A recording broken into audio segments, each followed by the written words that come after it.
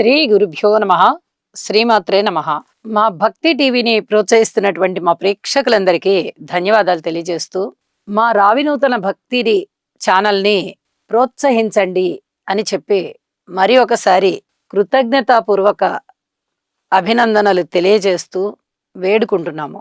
వారఫలాలు, ఇక మిగతా గ్రహస్థితుల యొక్క మార్పులు ఉన్నప్పుడు చెప్పేటటువంటి స్పెషల్ ఎపిసోడ్స్, అలాగే ఛానల్లో డివోషనల్కి సంబంధించినవి, ఇతరత్ర వీడియోలన్నీ వేస్తూ ఉంటాం. మేము ప్రజలందరూ ఆదరిస్తున్నారు, కానీ చూసిన ప్రతివారు సబ్స్క్రైబ్ చేసుకోవాల్సిందిగా సూచన చేస్తున్నాను. కొంతమంది మాత్రమే చూస్తూ ఉన్నారు.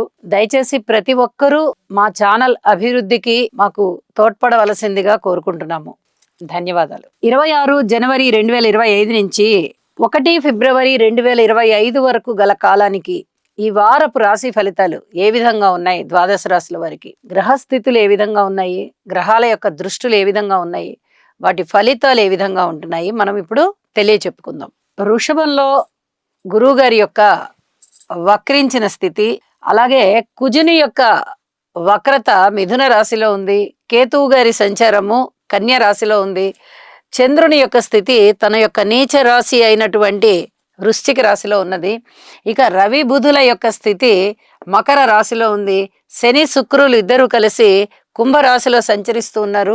రాహు గారి యొక్క స్థితి మీన రాశిలో ఉంటూ ఉండగా, వారాంతానికి 1 ఫిబ్రవరి వచ్చే నాటికి చంద్రుని యొక్క స్థితి శని గారితో కలిసి కుంభరాశిలో ఉన్నారు. వారు వృశ్చిక రాశి నుంచి కుంభరాశికి వచ్చున్నారు.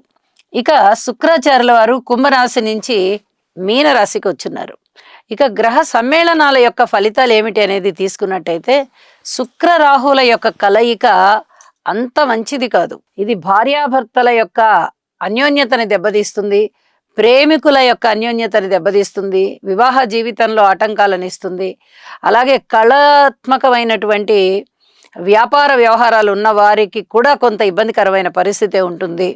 ఇలా అన్యోన్యత ఎక్కడుందో అక్కడ దెబ్బతినే విధంగా, ఆప్యాయతలు, ఆదరణలు, ప్రేమలు, అభిమానాలు ఎక్కడున్నాయో అక్కడ అవి కొంచెం దెబ్బతినే విధంగా ఈ శుక్రాచార్యుల వారిని రాహు గారు చెడగొడతారు. కాబట్టి శుక్రగ్రహ స్తోత్రాలు చేసుకోవాల్సిందిగా సూచన చేస్తున్నాను.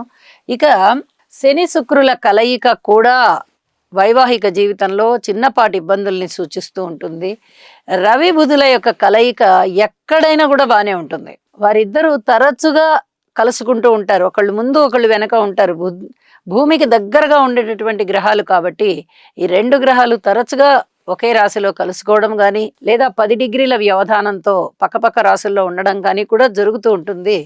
అయితే ఇక్కడ మకర రాశిలో ఉంటూ ఉన్న కారణం చేత, వీరి పైన గురువు గారి యొక్క దృష్టి కూడా ఉంటూ ఉన్న కారణం చేత అద్భుతమైనటువంటి ఫలితాలు ఉంటాయి. ముఖ్యంగా లాంగ్వేజెస్కి సంబంధించి, అడ్మినిస్ట్రేషన్కి సంబంధించి చాలా చాలా మంచి ఫలితాలు ఉండబోతూ ఉన్నాయి.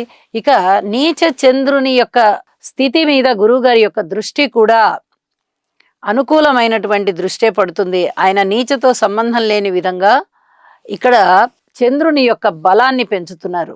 అంటే మనస్సుకారకుడు చంద్రుడు కాబట్టి ఆ మనోబలం దెబ్బతినకుండా కాస్త శుభకరమైన పరిణామాలని ఇస్తూ ఉంటారు. అలాగే కేతువు గారి మీద పంచమ దృష్టి విశేషం చేత ఆధ్యాత్మిక చింతనని బాగా పెంచడము, ప్రజలలో ఎక్కువ దైవభక్తి ఉండేటట్టుగా చేయడము చేస్తారు. గురువు గారి యొక్క ప్రధానమైనటువంటి లక్షణాలు ఈ రకంగా ఉంటూ ఉండగా, శని గారి యొక్క దశమ దృష్టి చంద్రుని మీద పడుతూ ఉంది. మానసిక ఒత్తిడిని విపరీతంగా పెంచుతుంది. ఇది తగ్గించుకోవడం కోసం యోగా చేయాలి అని చెప్పి సూచన చేస్తూ ఉన్నాను. అలాగే వారాంతంలోకి వెళ్ళేటప్పటికీ శని చంద్రుల కలయిక కానీ వీటి గురించి చెప్పుకోవాలి. మానసిక ఒత్తిడి ఎక్కువగా ఉండడానికే శని చంద్రుల యొక్క కలయికని మనం చెప్పుకుంటూ ఉంటాము. అలాగే సర్పదోషానికి కూడా చెప్తాము.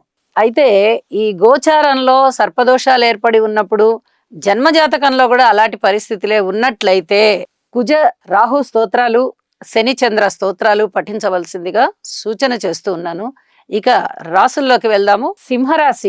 సింహరాశి వారికి 3 గ్రహాల యొక్క అనుకూలత ఈ వారం కనిపిస్తూ ఉన్నది.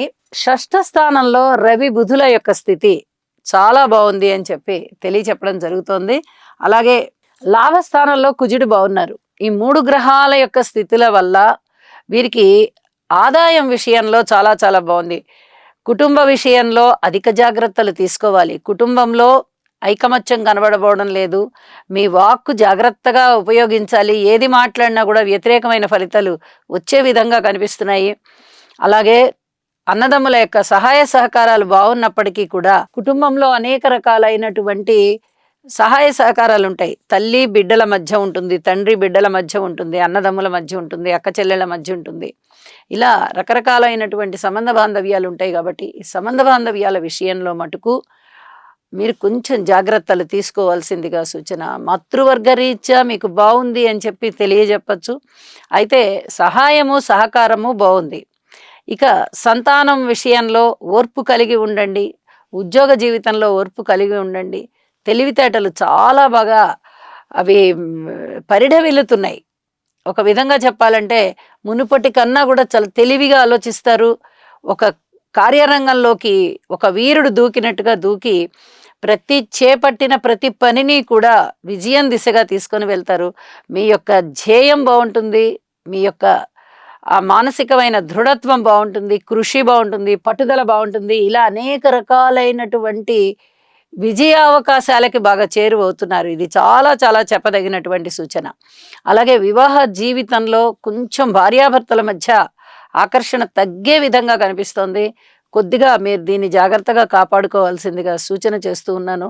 అలాగే రాజకీయ పరంగా కొంచెం బాగుంది అని చెప్పి తెలియచెప్పడం జరుగుతోంది. కీర్తి ప్రతిష్టలు బాగా మిన్నంటుతున్నాయి.